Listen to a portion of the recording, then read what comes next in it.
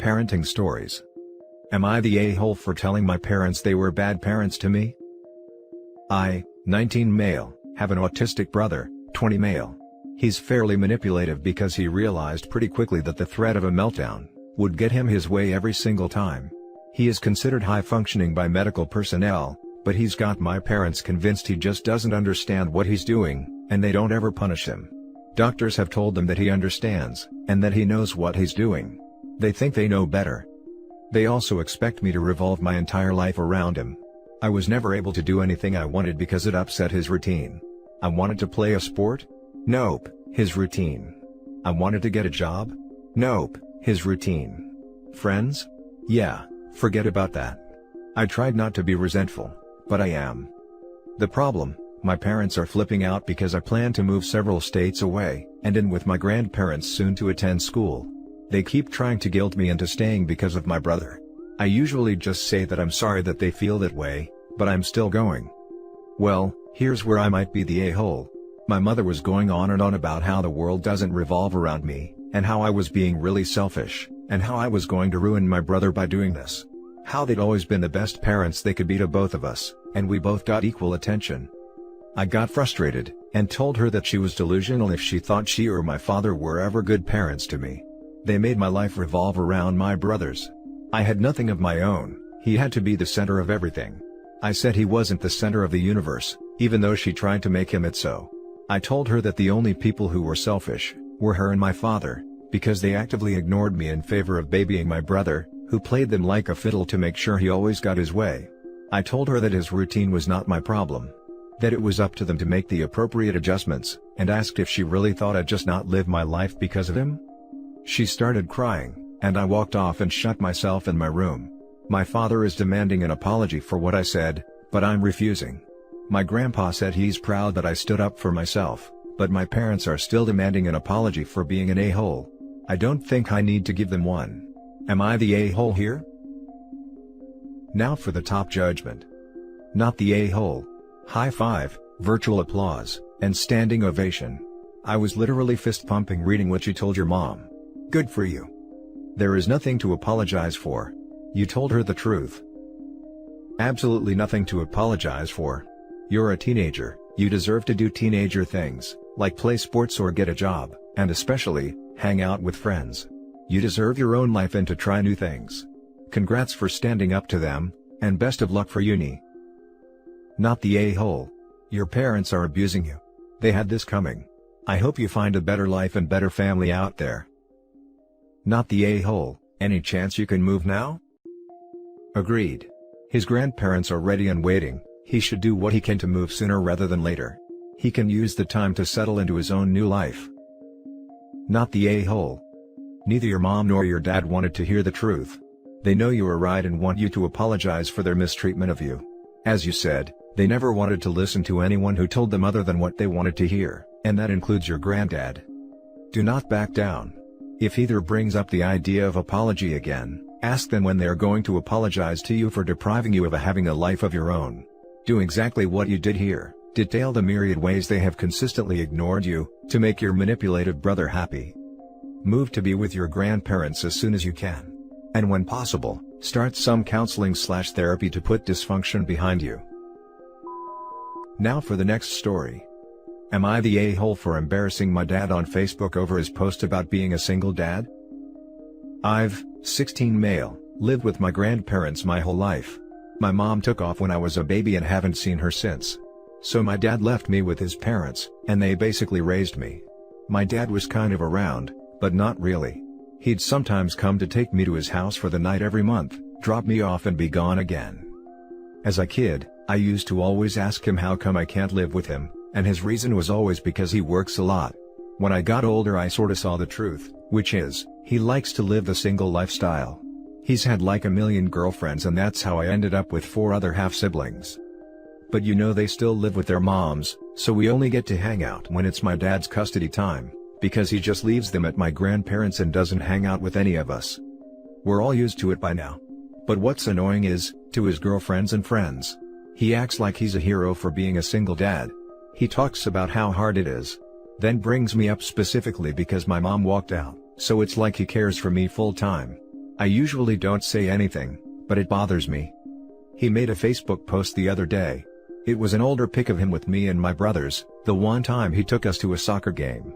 4 years ago. He was talking about sacrifices, but it's worth being a single dad. This made me mad, and I commented, "You haven't even come to the house in like a month." Which is true. Haven't seen him since a few days after Thanksgiving. He deleted his post, and got mad at me for embarrassing him. My dad said I was being disrespectful, and I don't know what it's like to be a single dad providing for us, so I don't get to act that way. He was really mad about it, and after I thought about it for some time, I guess it was petty to embarrass him by calling out his BS. So I wanted to know, if it was a-hole-ish for doing it? Not the a-hole. Truth hurts, I guess. A once-a-month parent isn't as comparable to single parents who have their kids full-time. He is only sacrificing one night a month to be with you. Though, a question does pop into mind. Does he provide financial support to your grandparents for expenses? Same goes with your half-siblings? I hope he is being financially supportive. Also, does he celebrate holidays and birthdays with any of the kids? But other than that, one night a month is quite isolating, so you were right in calling him out. Also, his post embarrasses itself since he used an old photo. Guess he doesn't have anything more recent? Nah, he doesn't. My grandpa has his own business, so they never needed money from him. He spends money when he takes me out to eat or buys birthday gifts. I don't know about my half-brothers. Holidays? Not really. But usually he does come by on birthdays. Yeah. So it is not a sacrifice since he is not working to help with expenses. It is when convenient for him. A father of convenience, I guess. As for holidays, I guess he is with his girlfriend at the time. Thanks for answering my inquiries. Either way, he should be called out, and he should be embarrassed. Not the a-hole. Being a father and being a dad are different things. He may have been your father boy, but he wasn't your daddy. Yondu. Not the a-hole. It sounds like both of your parents abandoned you, just one of them sees you occasionally when it's convenient for him. It sounds like he's using OP to impress women. Fatherly instinct is attractive and he knows it, but he didn't actually have it. He's a deadbeat baby daddy that's painting himself as a single father to get laid. Let's read the next story. Why did my mom leave me, 16 mil, if she was just gonna start another family? I just found her on Facebook a few weeks ago, and I'm really mad and hurt. She left when I was 5. And for a year, she would come visit sometimes, but then it became less and less. When I was 7, she was just gone and I didn't know why. Before that, she was always a great mom. Always picked me up from daycare, took me out for ice cream, played with me. My dad always told me it wasn't my fault, and I wasn't a bad son. That she left because she didn't know how to be a good mom to me anymore. I still didn't understand, and I missed her for so many years. Getting older, I thought she had problems and needs to work on herself, so maybe one day she'll learn how to be a mom, then we can try to build something again. But nope, I was wrong. She's married with 2 other sons, one looks maybe 9 or 10ish, and the other is a toddler I think. They all look happy, especially her. I haven't stopped looking at her profile, and looking at all the pics of birthdays, vacations, Christmas, them chilling at home. Pics of her with her sons hugging them. Those hurt the most and I wanted to throw my phone. All this time I've been thinking, okay, maybe she had problems, and maybe it was better she wasn't around if she didn't know how to be a mom. But then it turns out she has known how to be a good mom to her other kids, for years. She could have started seeing me again a long time ago if she wanted to, but she didn't. I feel like I wasn't worth it to come back for, because obviously, she loves her other sons. It makes me feel like maybe she didn't love me then? It sucks and it really hurts. My dad always said it wasn't anything I did, but then, Waleed. She didn't have a problem having her kids and actually staying in their lives. Why was it me? Edit, probably should have added, my parents weren't together by the time I was born. They were co-parents until she left me with him. Now for the top advice. That's really tough. I don't think you will find the answers you need here. You should talk to someone trained to help you work through these very valid, very real feelings. These are justified questions that you may never get answered, and learning how to cope and move past that is really essential for you. If you don't think your dad will be willing to get you professional help, you should ask a counselor at school or your medical doctor. But please, don't let photos on social media make you think someone else's life is perfect. It isn't healthy. Definitely be proactive in getting help. You are still a child, you can't think anything adults have done are because of you. I'm sorry, sweetie. It is not you. It is her. She's probably ashamed of what she did to you, so she avoids the issue and ignores you. Not to make excuses, because there really isn't one. She should not have abandoned you. I would advise to contact her, or her significant other, and ask why. Be prepared for major fallout though. Her significant other probably has no clue you exist. But I'd be one to ask her why. Just know she will give an excuse, and it won't change anything. You, however, did nothing wrong. It is her who messed up, and she knows this. She's just not woman enough to admit it and to try and make amends. You go and live your best life. One day, she will be sorry and will try to reach out. She will realize she is the one who lost out. I'm so sorry, this is absolutely not about you at all. Sometimes things happen where someone cannot be a good parent. Maybe she was young and immature. Maybe she had a substance problem she was hiding. It was absolutely not about you at all, it was definitely about her. I worked with homeless folks for several of years, and have heard stories like this from them, as the parent, but also as the child. I met a brilliant young woman who had become hooked to heroin. She was living in a tent and shooting dope. Her children were with her parents because it was safer. She did get clean, but her kids are 15 and 11 now, and it's been hard for them and her to reconnect. The most important takeaway is that, it was not you, it was because something was wrong in her life, and you were safer where you were than with her. Maybe she had a problem with anything in her life, maybe, as you said, problem or whatever, that she kind of ran away from? And she cut ties because the people of her old life, her son, reminded her of that, or brought back traumatic memories? And now she doesn't know how to get back? Or does not want to, because she is more comfortable that way and just ignores the fact that she should have reconnected? So many possibilities here, but no way that it's OP's fault whatsoever. OP, I really hope you got someone in your life, maybe a counselor, to talk about this. Now for the last story. Am I the a-hole for telling my mother I think she made me sick constantly as a child, in front of my children? When I was a child, I was often sick. I rarely had a fever, so my mother would send me to school.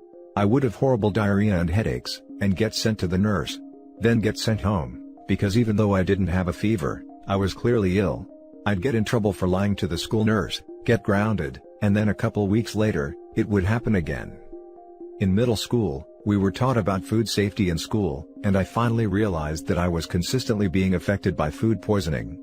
My mother would cook dinner, leave it out all night and put everything away in the morning while packing it for my lunch.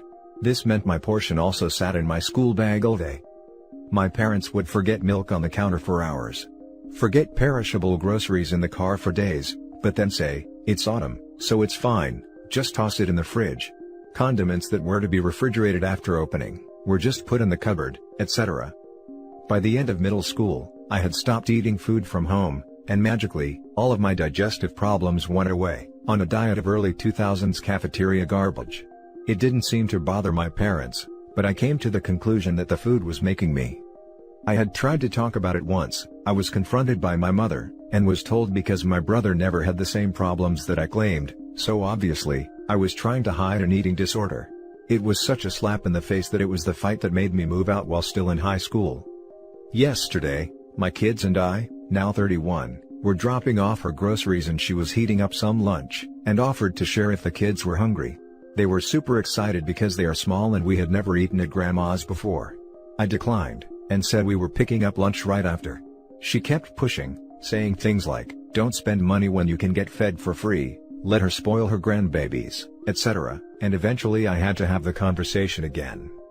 I tried to be gentle, but I know she does not follow any food safety guidelines, and I know nothing has changed from when I lived here. I said that it is my responsibility to only feed things to my children that I am absolutely sure are safe.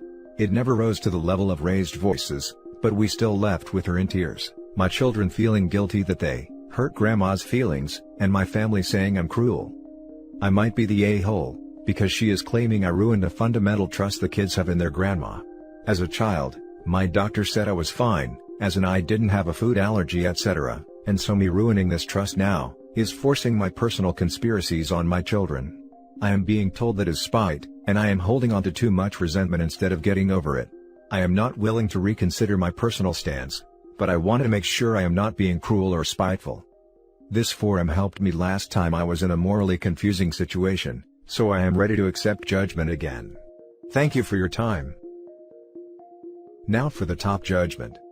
Not the a-hole. You tested your theory using the scientific method, it sounds. How's your mom with other criticisms? Your job as a mom to your kids is to protect them, even if it makes your mother uncomfortable. You did the right thing. My mother does not really take any criticism actually. If you try and have a conversation with her about something she is doing that needs to be addressed, the conversation will inevitably turn around into something you are doing that inconveniences or snubs her, in an even bigger way than the thing you are trying to address. It makes her very difficult to talk to about things, if next to impossible. So generally, I keep our conversations superficial and short. Not the a-hole at all. OP, please keep your children away from your mother's disgusting and unsanitary food practices. You weren't diagnosed at the doctor, because they were testing for allergies. There is no way to test for food poisoning unless you are testing the food. It is basically common knowledge, that they teach in school, not a conspiracy, that the way your mother treats and stores food is unsafe, and can cause people serious illness. Some people are more susceptible than it to others, but it is dangerous for anyone. You're not overreacting. Please don't let your children be exposed to the same thing that you were as a child. No child should have to go through that, especially with gaslighting from their mother. OP, you didn't ruin a fundamental trust the kids have in their grandma. She did, by trying to feed them food that would make them sick. You're in the clear, please don't feel guilty. Keep protecting your children, so that they don't go through the same thing that you did. Not the a-hole. Food poisoning can kill people, and the young, elderly, and infirmed are the higher risk. Your mother's food safety habits are atrocious. I can only imagine what Gordon Ramsay would have to say to her. I have a couple of pieces of bread, if you need them for a Ramsay special. Okay, but no joke, kitchen nightmares came out the year I moved out. I remember sitting on a pile of blankets, eating a cup noodle on the floor of my empty studio, and binging the show on my school laptop, and just reminding myself I wasn't insane. So please know that this comment was really important to me. And that's it for this video guys. If you have thoughts to share, leave a comment below. Don't forget to hit like and subscribe if you like this content. I'll catch you in the next one. Good day everyone.